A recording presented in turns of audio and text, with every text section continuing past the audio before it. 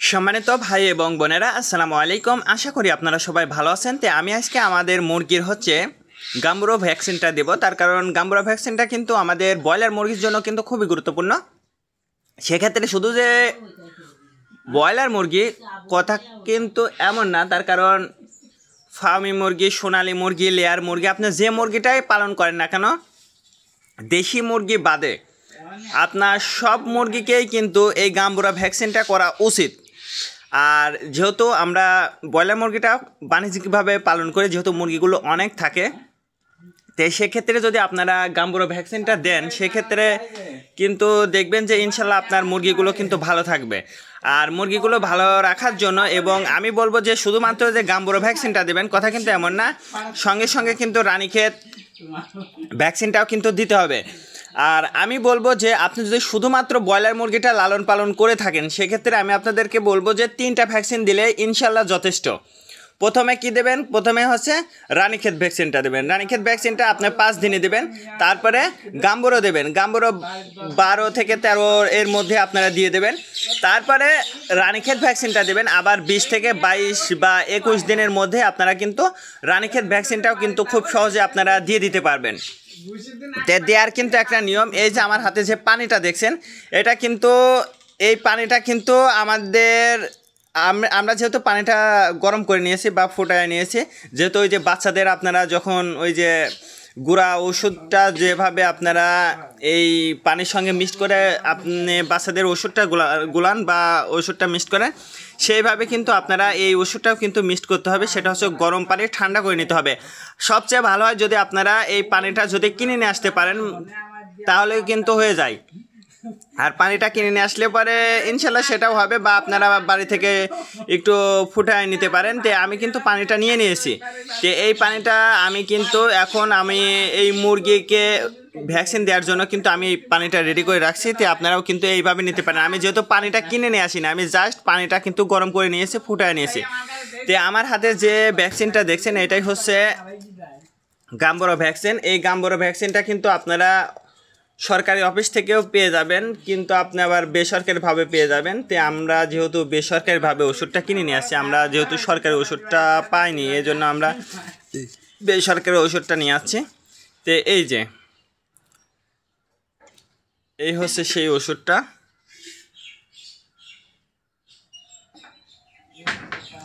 IBDL এই ওষুধটা কিন্তু আপনারা খুব সহজেই পেয়ে যাবেন।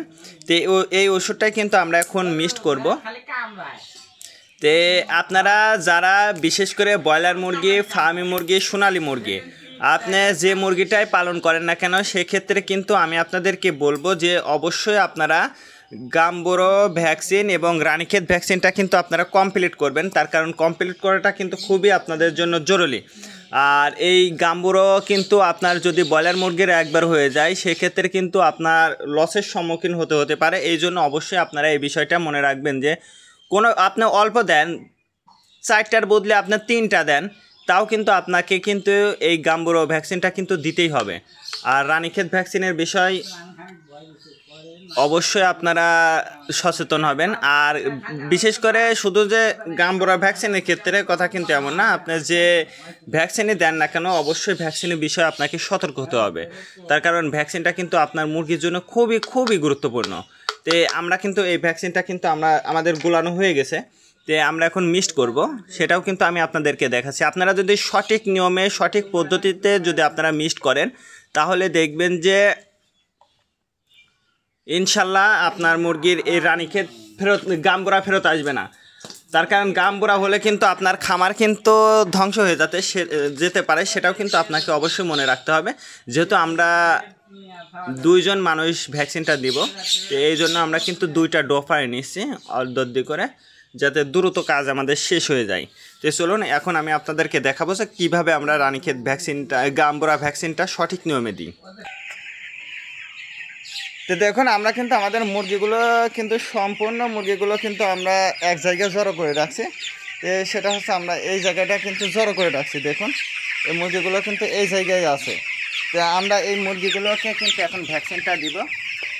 তে আপনারা যারা মুরগিগুলোর ভ্যাকসিন করতে চাচ্ছেন বা ভ্যাকসিন দিবেন, অবশ্যই কিছু নিয়ম পদ্ধতি আছে, সেগুলো কিন্তু মেনে চলতে হবে। তার কারণ এই নিয়ম পদ্ধতিগুলো যদি আপনি মেনে ভ্যাকসিনটা দিতে পারেন, তাহলে কিন্তু আপনার মুরগিগুলো সারা বছর সুস্থ থাকবে, অর্থাৎ মুরগি বিক্রি করার আগ পর্যন্ত। আর ওজনটাও কিন্তু আপনার ঠিক থাকবে। তো আমি ভ্যাকসিন দেওয়ার নিয়মটা আমি আপনাদেরকে দেখাই। তো আমরা কিন্তু এই যে ভ্যাকসিনটা দিচ্ছি, এইটা হচ্ছে 1 চোখে 1 ফোঁটা দেব। 1 চোখে 1 ফোঁটা ভ্যাকসিনটা আমরা কিন্তু দিয়ে দিচ্ছি, 1 চোখে 1 ফোঁটা। তো আপনারা কিন্তু এই গাম্বুরা ভ্যাকসিনটা 1 চোখে 1 ফোঁটা দেবেন। এই যে দিলাম। এইভাবে যদি আপনারা আপনার মুরগিকে দেন, দেখবেন যে ইনশাল্লাহ সারা বছর সুস্থ থাকবে। আজকে এ পর্যন্ত, ভালো থাকবেন, আল্লাহ হাফেজ।